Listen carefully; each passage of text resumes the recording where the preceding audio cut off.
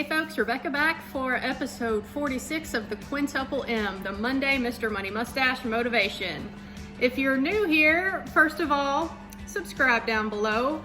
But on Mondays, I like to read a blog post from the infamous F.I.R.E blogger, Mr. Money Mustache. He is quite well known in the F.I.R.E community. Love his blog, love his sense of humor. He writes on the topic of financial independence, and he is a little bit saucy sometimes when it comes to language, just to forewarn you, but I like his message that he delivers. And today's blog post that we're reading from is from August 25th, 2011, titled, Groupon, Never Heard of It. As always, I will link this down in the description box below so that you can click on the article, read the entire thing, and take a look at the comments on his website if you would like to. So we'll get right into it here. It seems that many of the web's personal finance sites are actually shopping sites disguised as benevolent dispensaries of financial advice. I checked out the websites like Deal Seeking Mom and Money Saving Mom and various others from the top 10. Then I checked out another service that has become popular among people with the desire to save a few bucks, Groupon. The thing I noticed about these sites is that they seem to focus on buying things rather than not buying things. One site had a picture of an attractive makeup-wearing woman's face and the text, request a free Olay sample pack. This wasn't an advertisement, it was an actual article. Groupon had all sorts of deals like sushi for two for only $22 at this restaurant in your town, 50% off. Sign up for daily emails from Groupon. Even though I'm Mr. Money Mustache himself, I must admit I was immediately tempted. I do like sushi, maybe I should go out tonight. I wonder if they have any deals on tools or bikes, and I am down to 0 pairs of jeans without major holes in them. Perhaps I should look for Old Navy or Target coupons as well? See, while the deals presented on these sites are indeed good deals, the problem is that they are creating wants and perceived needs inside of me, where only contentment existed before. Think for a moment about the quote from one of the nation's founding mustachians, Henry David Thoreau, "A man is rich according to the number of things he can afford to let alone." I believe one of my biggest advantages in the battle to maximize happiness while buying less stuff than most people is not even knowing what stuff is available to buy. This is one of the many reasons that I suggest that you, as a rich person in the making, should not even have access to broadcast or cable TV of any sort. The advertising and the lifestyles portrayed on TV and even the product placement in movies is just too powerful to not trick you into wanting unnecessary stuff. And regardless of the advertising, there's just too much interesting stuff to do in life. Every second spent watching TV, no matter how interesting it seems at the time, just causes you to miss out on even greater fun. I actually hadn't heard about Groupon at all until just a few months ago, and I only visited their actual website today as part of the intrepid and painstaking research process I do for each of these articles. But my wife, Mrs. Money Mustache, has her own secret research line into the real world. It's the collection of other ladies she knows through real and internet relationships, both in our original hometown and our new one. Since these folks are not part of the usually wise group we call Triple M readers, she gets a sneak peek into what actual consumer ladies are doing with their time. What she sees is amazing. Financial disasters and high-income families, acres of expensive products and vacation destinations strewn across Flickr photo streams. And through it all, a common theme that is tough to get by financially in modern life, so we must use Groupons and online deal seeking to make ends meet.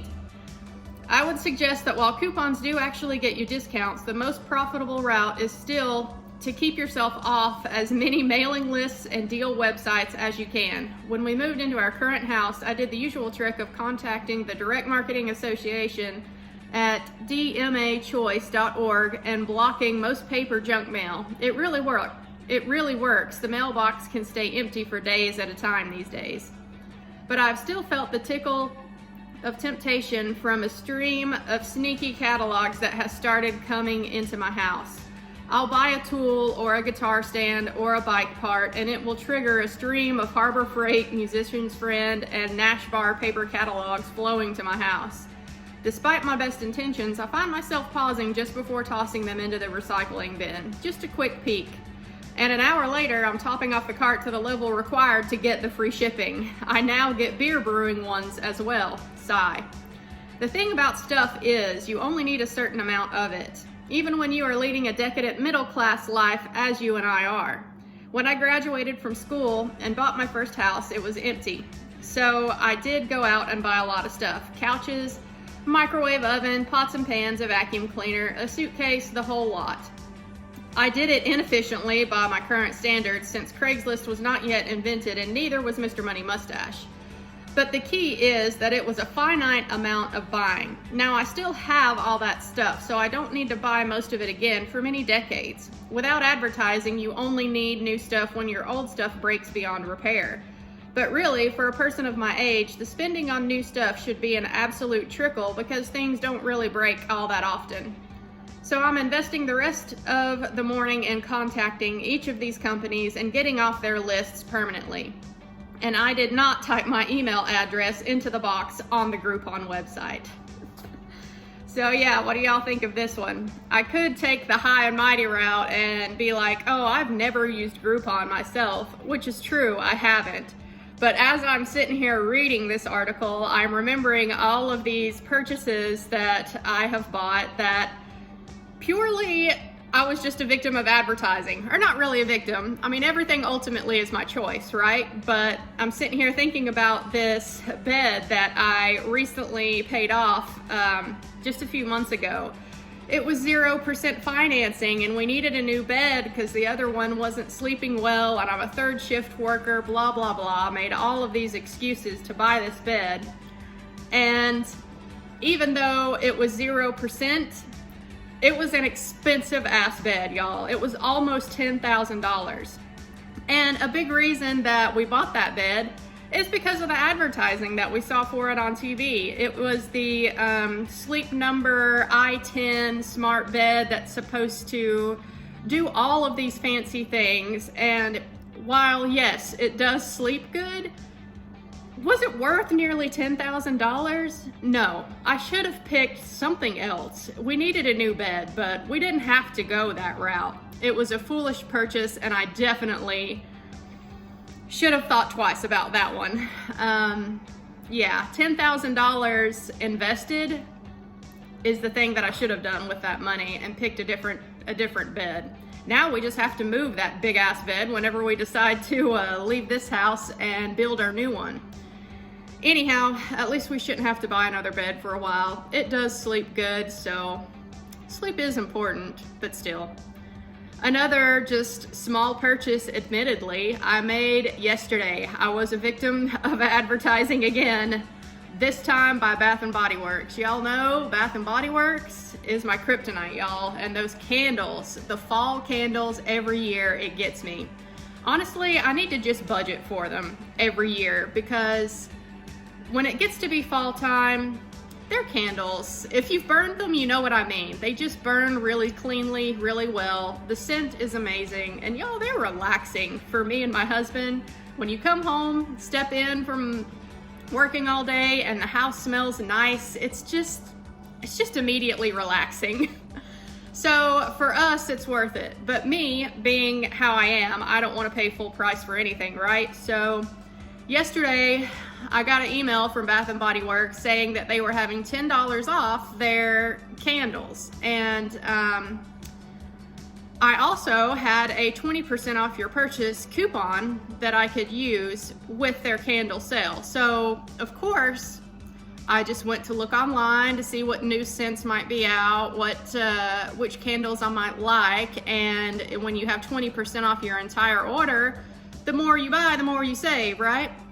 So yeah, I ended up spending about 120 bucks on candles yesterday, and is that purchase absolutely necessary? No, of course not. So yeah, Bath & Body Works got me again, y'all. I'm definitely not perfect. Even today, we have been a victim of advertising again, and I'll be completely honest. We saw a advertisement on TV for Pizza Hut's new Cheez-It pizza. It's like a calzone thing with a Cheez-It crust. And y'all, I love me some pizza, and I love Cheez-Its too. So when I saw that, I was like, I want to try that.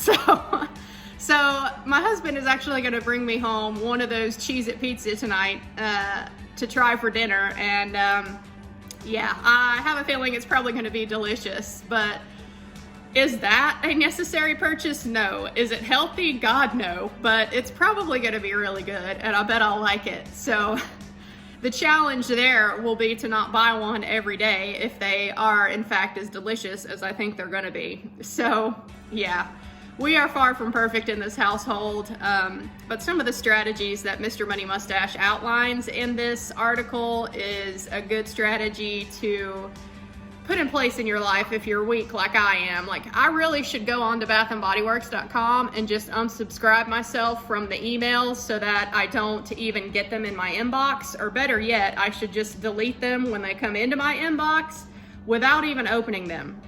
Because the candles I will keep buying, but I don't need to buy $120 worth of candles every single time. In fact, I think that I'll make a promise to myself right now that the next time I buy Bath & Body Works candles is going to be when they have their annual sale, when they go on sale for $8.95 a piece. I think that's probably the smartest way to do it. That's the least cost that they ever are. So next time I buy me some Bath & Body Works candles, it's got to be the $8.95 sale, y'all. Y'all can hold me to that. All right, that should sum it up for this episode of the Quintuple M. Y'all let me know down below where your weak points are in your spending, and I'll see y'all next Monday for the next episode of the Monday Mr. Money Mustache Motivation. Bye.